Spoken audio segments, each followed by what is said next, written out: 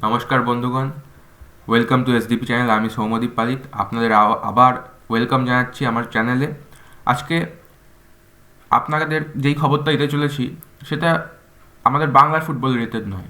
ইস্টবেঙ্গল মোহনবাগান মোহামেডানের অনেক ভিডিওস, অনেক নিউজ আপনারা জেনেছেন। হ্যাঁ, অনেক বিস্তারিত খবর আপনাদের জানিয়েছি, আপনারা অনেক সাপোর্ট দেখিয়েছেন।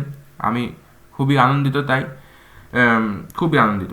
কিন্তু আজকে বলে রাখি, ওই জামশেদপুর এফসির একটু যেটা আমাদের বাইরের ক্লাব, বাংলার ফুটবল ছেড়ে আইএসএলে যারা খেলে তাদের একটু নিউজ বলি, বিস্তারিত ট্রুথ নিউজ, সত্যিকারের নিউজ।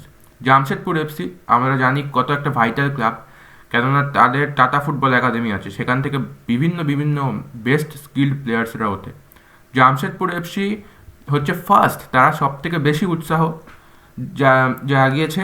হ্যাঁ, ফার্স্ট টিম যারা বলেছে যে আমরা যে কোনো প্রকারে, যেভাবে যে কোনো লিগ হোক, আইএসএল হোক, টপ ফুটবল লিগ হোক, যেভাবে হোক, যেভাবে কোনো কমার্শিয়াল পার্টনার আসুক কি না আসুক, আমরা খেলবো।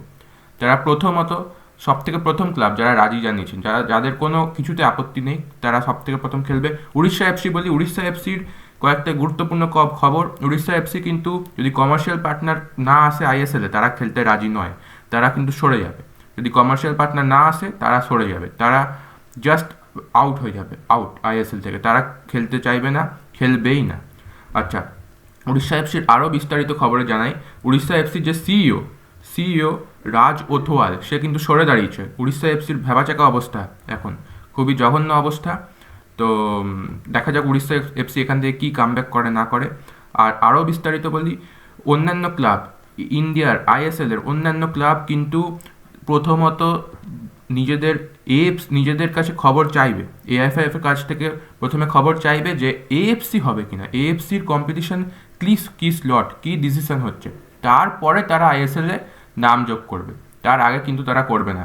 এআইএফএফকে জানিয়ে দিয়েছে যে তোমরা আমাদেরকে প্রথমে এএফসির নিউজ বা স্লট যেটা ডিসিশন সেটা জানাও, তারপর আমরা আইএসএল এ আমাদের নাম যুক্ত করব। তাই প্রথমত তারা এইটাই জানিয়েছে। অন্যান্য ক্লাব প্রথমে এএফসি ডিসিশন চাইছে, তারপর আমরা আইএসএল খেলবো কিনা তার ডিসিশন এআইএফএফকে বলে দেবে। হয়ে গেল।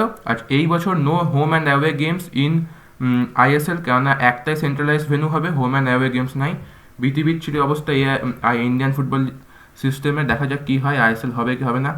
আরও এটা সুখবর, সেটা হচ্ছে ইস্ট বেঙ্গলের মেয়েদের টিম জয়ের রথ ও ধারা অব্যাহত। হ্যাঁ, 9 গোল, আজকে 9 গোল দিয়েছে সেসা এফএ, সেই ক্লাবকে 9 গোল দিয়েছে। দুর্দান্ত খেলছে ইস্টবেঙ্গল, মানে জাস্ট যে জয়ের রথটা, মানে যে জয়ের রথে এগিয়ে যাচ্ছে, সেটাকেই টেনে নিয়ে যাচ্ছে। জাস্ট কিছু বলবো না, আউটস্ট্যান্ডিং, মিসমেরাইজিং। ধন্যবাদ এই খবর জানার জন্য। আর ভালো লাগলে দয়া করে সাবস্ক্রাইব করে দেবেন। ধন্যবাদ, শেয়ারও করবেন।